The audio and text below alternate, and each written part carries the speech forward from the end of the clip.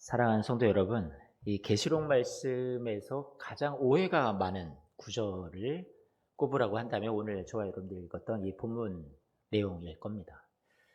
어떤 오해냐면 종말에 대한 공포 그리고 두려움을 주는 그런 어떤 내용들을 이 말씀에서 이렇게 잘못 해석하고 이것을 자꾸만 사람들을 미혹하는데 쓰여지는 본문 말씀이기도 합니다. 대표적인 것 여러분들이 잘 아시는 대로 666, 666이라는 것을 가지고 참 많은 어떤 잘못된 그런 영상들, 잘못된 가르침, 그런 내용들이 유튜브에 쏟아지고 있습니다.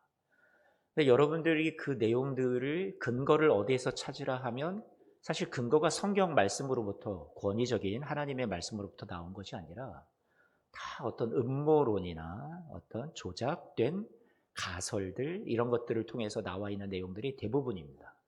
그래서 여러분들이 갖고 있었던 기존의 666에 대한 생각을 좀 깨끗이 비워낸 후에 오늘 이 말씀을 성경에 입각해서 하나님께서 그 당시 시대적인 상황 속에 어떤 말씀으로 주셨는지를 우리가 바르게 이해하는 시간을 갖고 그것을 우리가 가진다면 우리 신앙에 하나님께서 무엇을 말씀하고 싶으셔서 이 오늘 666이라는 것과 오늘 본문 말씀을 주셨는지를 하나님의 의도를 이해하는 시간을 가져보면 좋을 것 같습니다. 여러분들에게 이 말씀을 먼저 드리고 싶은데 계시록 1장 1절 말씀, 이거는 앞에 스크린에 나오지 않으니까 직접 한번 찾아볼까요? 계시록 1장 1절 말씀입니다. 한번 찾아보죠.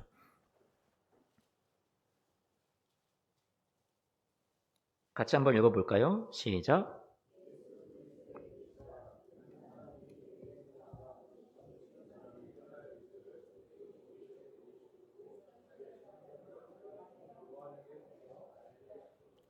여러분, 계시록을 말씀을 기록을 하게 한 것에 있어서 가장 첫 번째 원독자, 이 말씀을 받았던 사람들에게 뭘 알게 해주고 싶으셨냐면 하나님이 뭐라고요?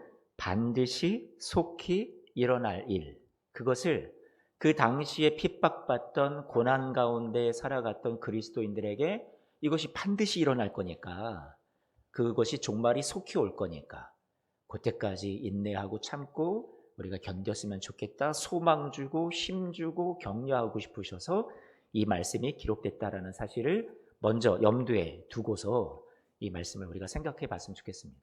그러니까 666이라는 것이 오늘 본문에 나온다 해도 이 말씀이 그 당시 성도들에게 666이 이것을 이겨내라는 얘기구나, 이렇게 그 성도들은 받았다라는 것을 우리가 생각해 볼 때 오늘날 이렇게 막 유튜브에 나오는 666이 뭐다 이런 내용들과는 사뭇 거리가 멀다라는 것을 우리가 생각해 봤으면 좋겠어요. 그 당시의 성도들이 666 하면 이거를 이겨내라는 거구나 알아들었다는 얘기거든요. 그러니까 그렇게 생각해 보고 이 말씀을 우리가 받았으면 좋겠는데, 오늘 말씀에서는 제가 요약을 잠깐 해드리자면 악의 3인방이 나오는 겁니다. 악의 3인방. 세 가지의 악의 주축이 나오는데, 첫 번째는 여러분들이 지난 시간에 말씀을 나누었던 용이라고 표현되는 옅뱀, 마귀, 사탄이라고 표현되는 이 세상의 모든 어둠의 그 주관자죠. 그렇죠? 이 세상의 악의 근원이라고 할 수 있고, 그 용이라고 표현돼서 상징적으로 표현되는 그런 존재가 있습니다. 그렇죠? 용에 대해서 우리는 지난번에 말씀을 나누었습니다. 아이로 상징되는 예수 그리스도를 죽이려 하고 멸하려 하지만 죽임을 면하고 예수 그리스도께서 하늘로 승천하셨다고, 승리하셨다라고 말씀을 나눴었죠.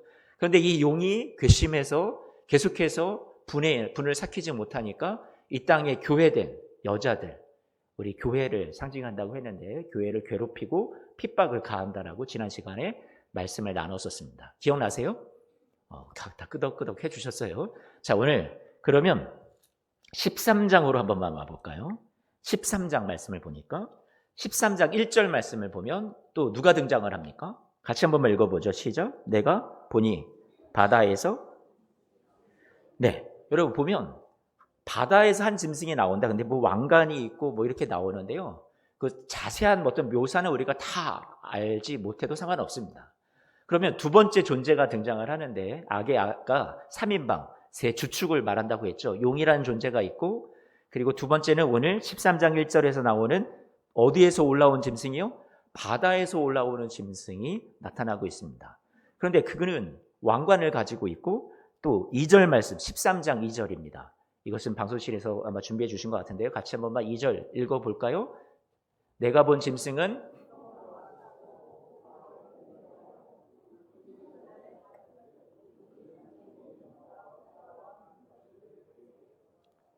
다른 설명을 다 할 수는 없지만 그냥 이것만 보겠습니다. 그 용이 사탄 마귀가 여러분 어떻게 해요? 자기의 능력과 보좌와 큰 권세를 이 바다에서 올라온 짐승에게 어떻게 했다고요? 주었다라고 얘기를 해주고 있습니다. 그러니 여러분 이 요한계시록 당시의 상황에서 이 짐승, 바다에서 올라온 짐승을 우리가 추론해 볼 수 있는 것은 누구를 상징하는 거였냐면 로마의 황제를 상징하는 거였습니다. 사탄 마귀가 준 권세를 가지고 세상을 호령하고 왕관을 쓰고 권세를 가지고서 많은 사람들을 박해하고 죽이고 핍박으로 몰아갔던 그 대표적인 사람 누구를 상징하고 있었냐면 로마 황제를 상징해 주고 있었던 거죠. 그런데 그 로마 황제 중에는 네로 같은 황제가 있었죠. 대표적으로. 근데 네로 황제가 죽었으면 이후에는 그러면 더 이상 그리스도인들에 대한 핍박이 없나? 이렇게 생각을 했을지 모르겠습니다. 그런데 네로 황제가 죽었어도 이후에 네로임을 자처하는 그런 황제들이 계속 끊임없이 뒤이어 나오게 되었습니다. 그래서 성경은 계시록 말씀에 뭐라고 표현하고 있냐면 13장 3절 우리 같이 한번만 읽어볼까요? 이렇게 표현합니다. 그의 머리 하나가 아주 중요한 머리죠. 아까 10개의 머리가 있다고 했는데 여러 황제들이 있었을 거 아니에요. 그 중에서 대표적으로 눈에 띄는 머리 하나가 상하여 죽게 된 것 같더니 네로는 죽었습니다. 그런데 그 죽게 되었던 상처가 나음에 온 땅이 놀랍게 여겨 다시 짐승을 따른대요. 무슨 말이냐면 네로가 죽은 줄 알았는데 뒤이어 나오는 또 그리스도인들을 핍박하는 황제들이 계속해서 연달아 죽은 것이 아니라 계속해서 존재하고 있더라라는 것을 이렇게 문학적으로 상징적으로 지금 3절 말씀에서 표현해 주고 있는 거죠. 그리고 이 황제들은요 4절같이 하나같이 다 자신에게 무엇을 강요하는 사람들입니까? 경배하라라는 거예요. 4절 말씀 좀 띄워줘 보세요. 용이 짐승에게 권세를 주므로 용에게 경배하면서 짐승에게도 경배하고 누가 이 짐승과 자기 황제와 같으냐 누가 능히 나와 더불어 싸우리요 하면서 이 황제의 숭배를 강요하는 그런 당시의 시대적인 상황을 이 요한계시록 말씀에 담아주고 있었던 겁니다. 당시에 돌아가는 시대의 상황이 로마 황제가 자신을 황제를 숭배할 것을 강요하고 그것을 하지 않는 사람들을 핍박하는 나를 경배해 우상을 만들게 자신의 신전을 만들게 하는 일들을 이렇게 계시록 말씀이 너희들이 당하고 있는 상황이 이런 짐승이 바다에서 올라온 짐승이 이렇게 못살게 구는 이런 시대를 살고 있다라고 지금 계시록 말씀이 대신 상징적으로 표현해 주고 있는 거죠. 5절 말씀을 보니까 5절 말씀을 보면 이 짐승이 이렇게 핍박하고 있지만 그것이 영원토록 로마 황제가 그 권세를 가지고 사람들을 핍박하고 가두고 죽이고 이런 일들을 하나요? 아니요. 그들이 가진 세상의 권세는 한시적이라는 것을 말씀해 줍니다. 그 한시적이라는 것이 뭐라고 표현되어 있어요? 42달 동안이라고. 그들이 어떤 권세를 갖고 있지만 그것은 그 분명한 끝이 있다라는 것을 5절 말씀이 얘기를 해주고 있는 거고요. 이 말씀을 받았던 그리스도인들은 로마 황제가 저렇게 기세등등하고 모든 권력을 다 가지고 영원할 것처럼 나를 숭배하라고 그렇게 강요하고 있지만 그 권세는 끝이 있구나 이렇게 알아들었단 말이에요. 그 다음에 우리 6절 말씀 같이 볼까요? 짐승이 입을 벌려 하나님을 향하여 비방하고 그의 이름과 그의 장막 우리 어디에 사는 자들이라고 얘기하고 있어요? 하늘에 사는 자들을 어떻게 한다고요? 비방한다. 여러분 자신을 가리켜서 이렇게 자신을 한번 손을 가슴에 얹고요. 나는 하늘에 사는 자입니다. 여러분 이 땅에 우리가 살아가고 있고 핍박 많고 당시에 그리스도인들도 너무 많은 환난 가운데 살아가고 있었지만 하나님께서 그들의 정체성을 뭐라고 지금 명하고 계시냐면 너희들은 하늘에 속한 자야. 하늘을 사는 자들이야. 이렇게 표현해주고 있습니다. 이 땅에 발을 딛고 현실을 살아가지만 이들이 진짜 속해 있는 것은 하늘나라에 속해 있는 하나님의 백성이고 이 땅의 권세가 이들을 짓밟고 있지만 진정 그들을 다스리는 건 로마 황제가 아니라 로마가 아니라 하나님이 이들을 다스리고 있다는 것을 다시 한번 인식하게 되죠. 성도들이 싸움을 하지만 패배하는 것 같은 그러한 현실을, 어두운 현실을 지나가고 있었습니다. 그래서 7절 말씀에 이 짐승이 권세를 받아서 성도들을 괴롭히는데 마치 성도들과 싸워서 성도들이 지고 이들이 이기는 것만 같단 말이에요. 그런 어두운 현실을 지나가고 있다는 것을 7절 말씀이 얘기해 주고 있죠.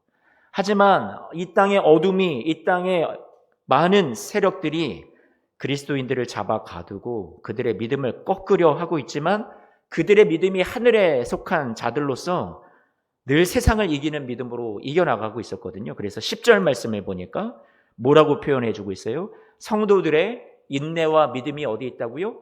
여기 있다. 사로잡히고 칼에 죽임을 당하는 일들이 일어나지만 성도들의 인내와 믿음이 여기 있습니다. 있다라는 거, 살아있다라는 거죠. 하나님께서 이 계시의 말씀을 통해서 요한에게 성도들의 인내와 믿음을 내가 보고 있다고 말씀해 주신 것과 같습니다. 그러면 여러분, 우리 같이 13장 11절 말씀 보겠습니다. 13장 11절 말씀입니다. 같이 읽어볼까요? 시작.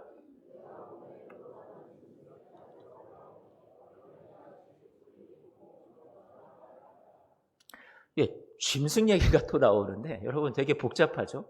어떤 영화 속의 한 장면 같은데 용이 있고 뭐 바다에서 올라온 짐승, 로마 황제를 의미한다고 말씀을 드렸는데 또 이번에는 어디서 올라와요? 땅에서 또 올라오는 짐승이 있답니다. 그런데 이 짐승은 대체 누구일까요? 이 짐승이 의미하는 것은 무엇이냐면 우리 같이 12절 말씀, 13장 12절 말씀, 13장 12절 그 다음 절이죠. 같이 한 번만 읽어볼게요. 시작. 그가 먼저 나온 짐승의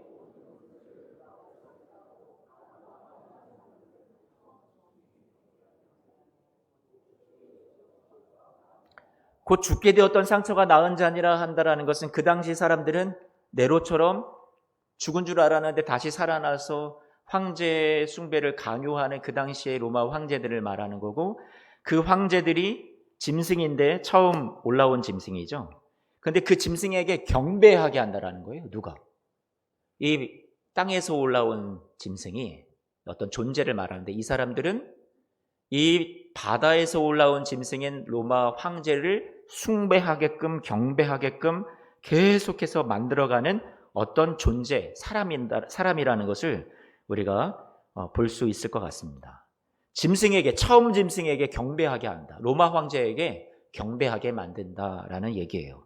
14절 말씀 같이 한번 읽어보겠습니다. 14절 말씀 제가 한번 읽어드릴게요. 짐승 앞에서 받은 바 이적을 행하고 땅에 거하는 자들을 미혹해서 여러분 어떻게 해요? 칼에 상하였다가 살아난 짐승을 위해서 무엇을 만들게 만들어요? 우상을 만들게 하는 거예요. 이 당시의 상황으로, 역사적인 상황으로 보면 황제 신상을 만들고 그것을 섬기게끔 백성들 사이에서 계속해서 종용하고 강요했던 사람들을 말하는 거죠. 그러니까 정리를 해보면 이 땅에서 올라온 짐승이라는 이 사람들은 로마 황제 숭배를 강요하고 신전을 만들고 로마 황제를 모시는 우상을 섬기는 일을 하나라도 더 짓도록 유치하는 경쟁을 했었던 그 당시에 지역의 어떤 관리들, 정치적인 리더들을 의미를 하는 겁니다.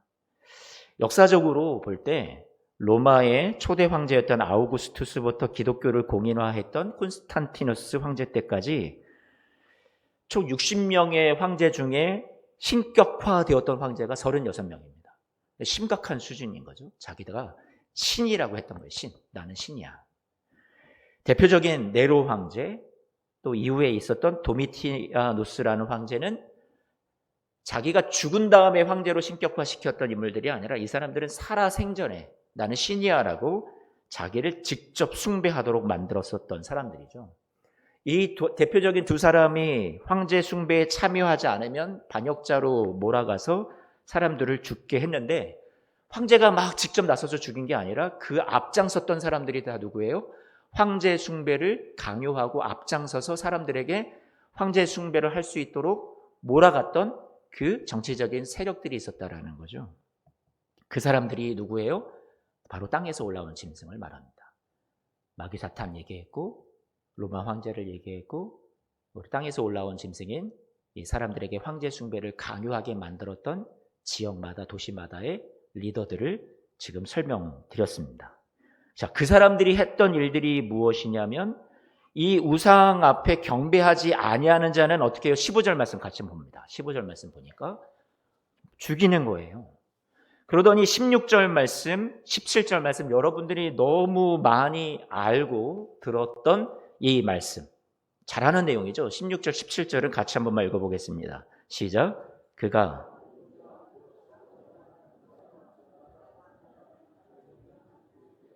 그 오른손에나 이마에 표를 받게 하고 누구든지 표를 가진 자 외에는 매매를 못하게 하니. 자, 그런데 그 짐승의 수 그랬으니까 아까 바다에서 올라온 로마 황제의 수를 생각하면 좋을 것 같고요. 그리고 여러분 우리 18절 말씀 같이 한번 읽어볼게요. 18절 같이 읽어봅니다. 시작.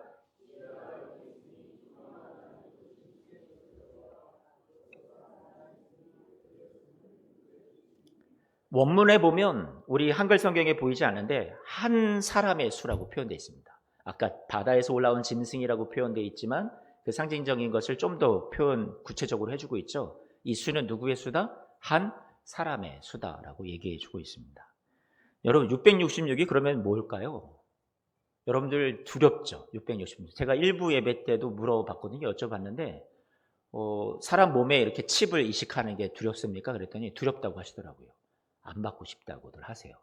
근데 이게 어떤 그냥 좀 꺼림직한 것이면 상관이 없는데 구원의 이유로 안 받는 것은 여러분 약간 성경을 오해하는 것 같습니다. 그래서 제가 이렇게 어떤 노방이나 이런 데 바깥을 다니다 보면 길거리에서 이런 걸 많이 봤는데요. 한 번만 사진 자료 좀 봤으면 좋겠습니다. 뭐가 떠 있냐면 주 예수를 믿어라 하면서 뭐 베리칩 666 몸속에 받으면 지옥, 뭐 짐승의 표. 여러분 이런 거 많이 보시지 않았어요? 그렇죠? 되게 공격적인 전도 방법인데 여러분 이런 내용이 어디서 나온 건지를 모르겠어요. 왜 저렇게 생각하는지.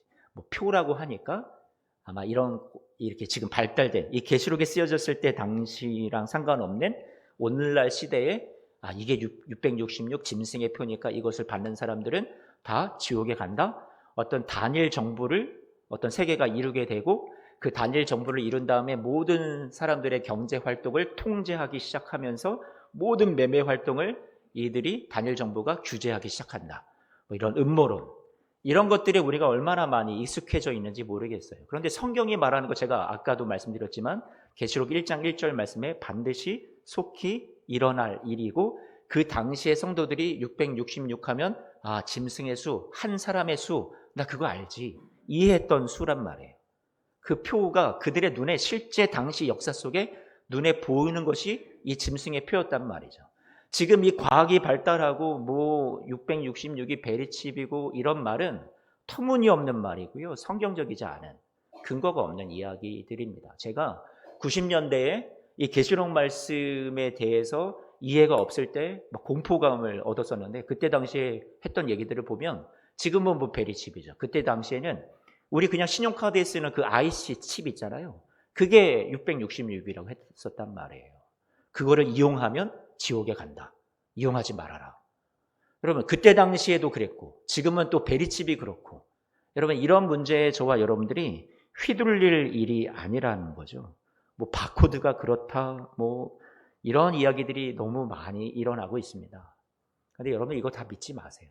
유튜브도 너무 그것을 믿고 따르지도 마시고요.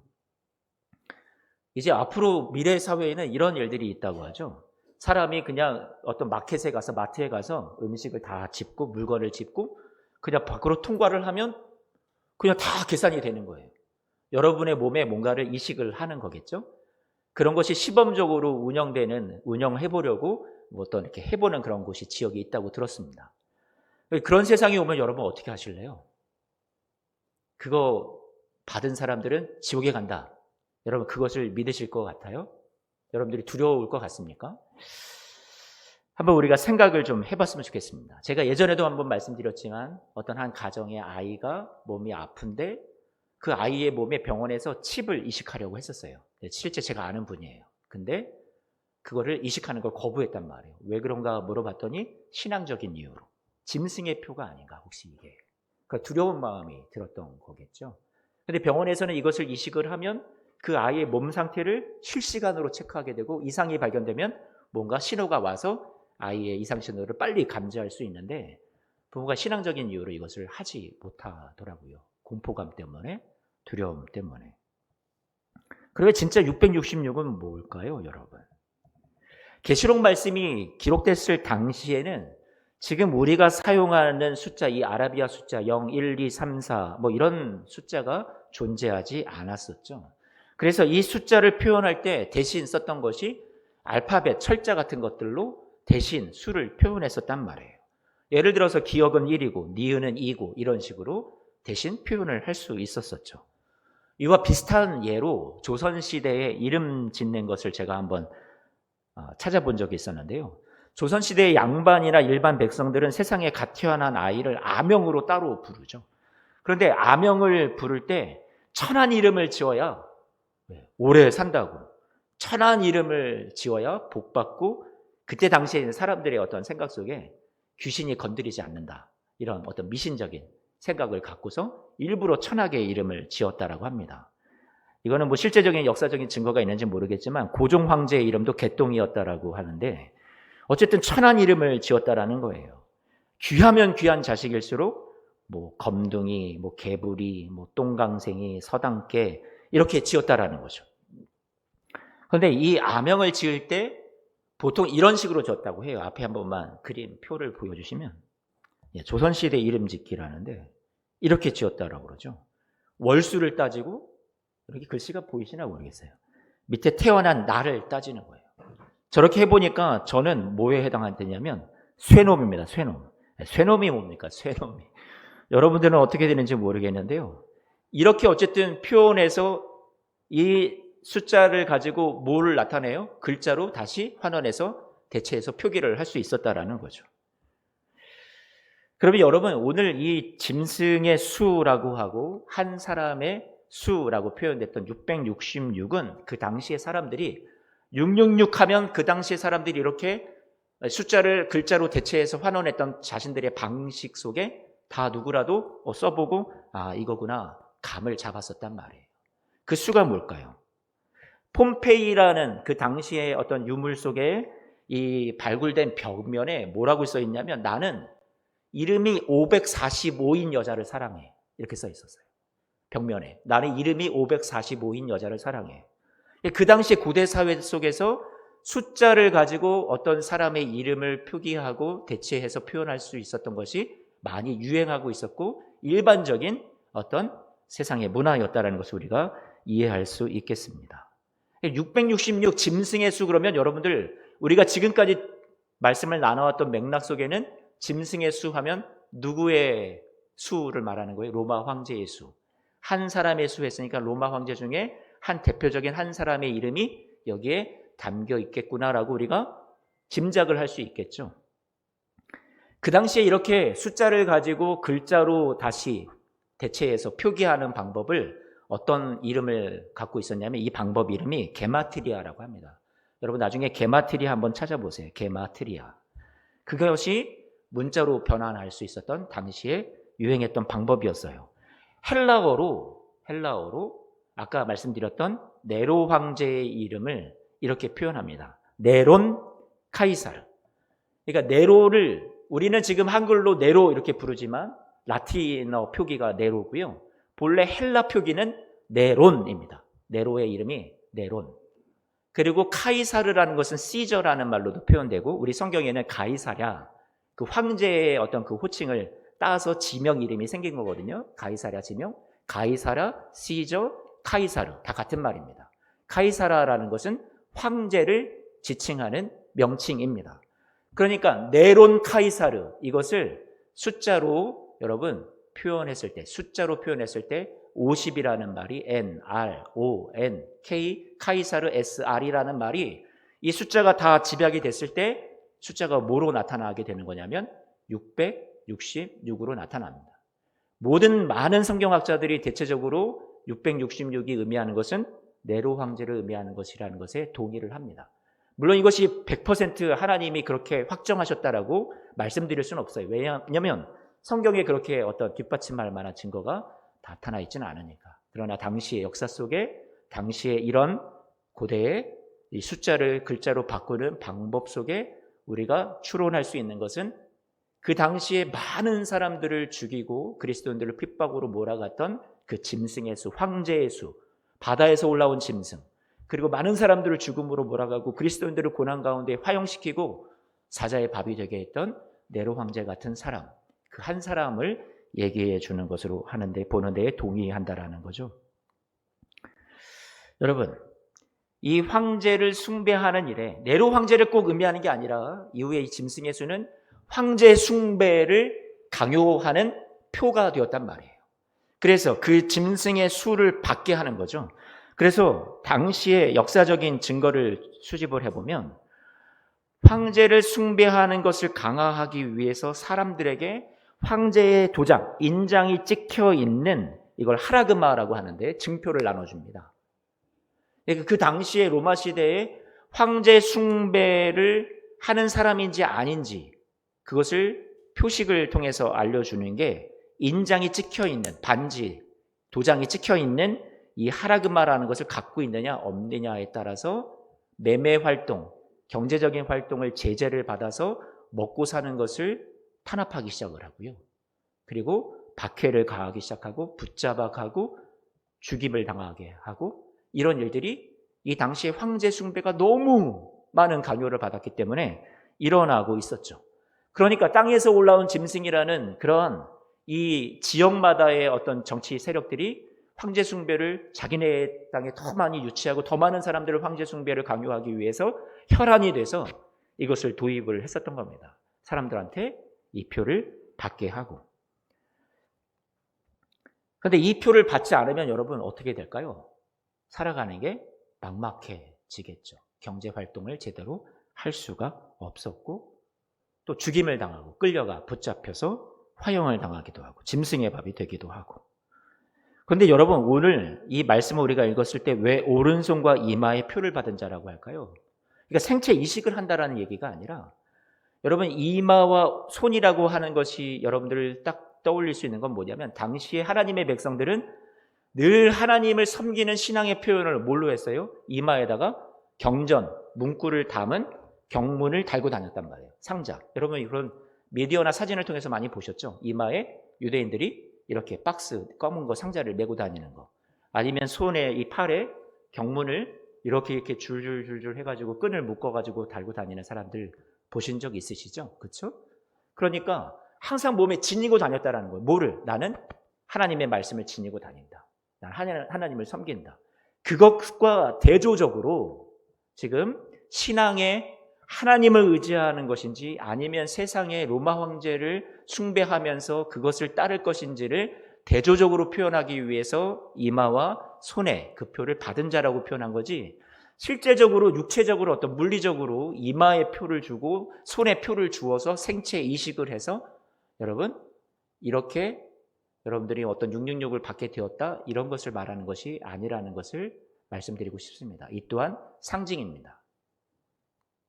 그러면 계시록 말씀을 받는 독자들이 모르게 주신 말씀이 아니라는 것을 우리가 다시 한번 생각해 볼 때 박해를 피해서 어려움 속에 고난 속에 하나님만 바라보면서 의지하면서 표를 받지 않고 모든 매매 활동이 중단되고 이런 핍박 속에서 그래도 이들은 무엇으로 살아갈 수 있었었냐면 나는 하나님 붙잡고 어렵지만 고난 속에 있지만 핍박 속에 있지만 내 하나님 끝까지 따를 겁니다. 하나님의 말씀 붙잡고 약속 붙잡고 하루하루를 이기면서 살아갔던 성도들이 이 계시록 당시의 성도들이었고 그들에게 이 666이라는 것은 공포를 주는 것이 아니라 이 666을 받지 못했어도 끝까지 우리 저들의 핍박이 저들의 탄압이 머지않아 끝난다. 반드시 끝이 있다. 반드시 여러분들은 하늘에 속한 자들이고 승리하게 될 겁니다. 라고 이들을 신앙을 용기 주고 그들에게 소망을 주려고 주신 말씀이 계시록 말씀이었다라는 것을 우리가 생각해 보았으면 좋겠습니다. 그러니 더 이상 666을 여러분들이 두려워하지 않았으면 좋겠어요. 뭐 바코드다, 뭐 베리칩이다, 뭐 생체 이식을 하면 지옥에 간다. 여러분 정말 우리가 이런 것을 두려워하며 살아야 될까요? 그것이 정말의 올바른 우리의 신앙생활일까요? 아니요. 이렇게 물리적인 모습으로 나타나는 것이 아니라고 생각됩니다. 당시에 로마 황제의 숭배의 증표가 되는 666이라는 것은 이런 칩의 모습으로 생체 이식의 모습으로 우리 곁에 다가오는 것이 아니라 저와 여러분들의 매일의 일상에서 여러분 우리가 하나님만으로 살 수 있는지, 하나님이 주신 말씀 붙잡고 살 수 있는지, 아니면 세상의 성공이나 물질이나 여러분 경제적인 풍요나 내 인생에 내가 원하는 건강이 다 아프지 않고 이루어지고 내가 원하는 소원이 다 이루어질 때 나는 그때 세상을 살 수 있습니다 하는 우리의 신앙의 모습인지 우리가 점검해야 되는 것으로 이 말씀을 우리에게 도전하고 있습니다. 여러분 666이라는 것은 오늘날 여러분들에게 이 베리칩으로 다가오지 않습니다. 여러분들이 세상에 살다가 건강을 잃었을 때, 내가 경제적인 모든 것들이 예전만큼 좋지 않고 많은 경제적인 어려움을 당하고 있을 때, 돈이 없을 때, 세상에 만몬이 없을 때, 이 당시에 666만 받을 수만 있다면 성공하고 형통하고 편하게 살 수 있는데 그것을 누리는 것을 기꺼이 포기하며 줄을 따기로 결심했을 때 그것이 없어도 나는 하나님을 온전히 끝까지 신뢰할 수 있습니다. 하나님 나는 하늘나라를 이 땅에서도 살아갈 수 있습니다. 나는 하늘에 속한 자입니다. 이렇게 당당하게 세상을 이기며 살아갈 수 있는 그리스도인이 되는 것, 그것이 여러분 666을 받지 않은 사람들의 신앙의 모습이었던 거고요. 666을 받는다라는 것은 나는 저거 없으면 못 살아요. 난 건강 없어지면 내 믿음도 흔들려요. 나에게 물질이 없으면, 나에게 고난이 찾아오면 나는 하나님, 내 믿음 다 사라지고 소망도 없고 평강도 없고 기쁨도 없습니다. 혹시 여러분들에게 666이 바로 이러한 모습으로 찾아오지 않을까요? 여러분 오늘 그렇게 우리가 자신을 한번 돌아봤으면 좋겠습니다.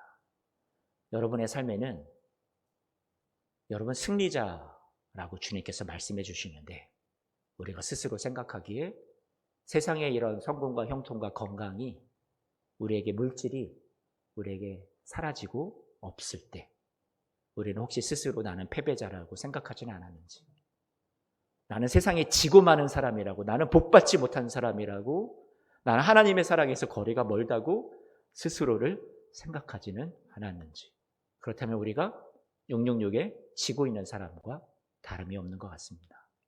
하지만 그런 것과 상관없이 그것이 없어도 그 표를 누릴 수 있는 것을 내가 다 누리지 못해도 나는 하나님으로 인하여서 하나님이 주신 약속과 최후 승리를 우리는 소망하면서 어렵지만 오늘 하루를 이 핍박 속에서도 고난 속에서도 이겨나갈 수 있습니다 한다면 여러분들이 그 표를 받지 아니한 사람과도 같다라는 거죠. 제가 볼 때는 여기 계신 우리 많은 성도님들이 바로 그 표를 받지 않았어도 세상의 복을 다 누리지 않아도 여러분들은 능히 주님과 함께 세상을 여러분 이겨가시는 우리 자랑스러운 성도님들이라고 생각을 합니다. 사랑하는 성도 여러분, 오늘도 하나님을 붙잡고요. 오늘도 주님을 더욱더 의지하면서 세상을 넉넉히 이겨나가시는 우리 사랑하는 성도님들 되시기를 축복합니다. 666, 베리칩 너무 두려워하지 마세요. 여러분 그런 것들이 우리의 구원을 여러분 당락을 결정할 것 같으세요?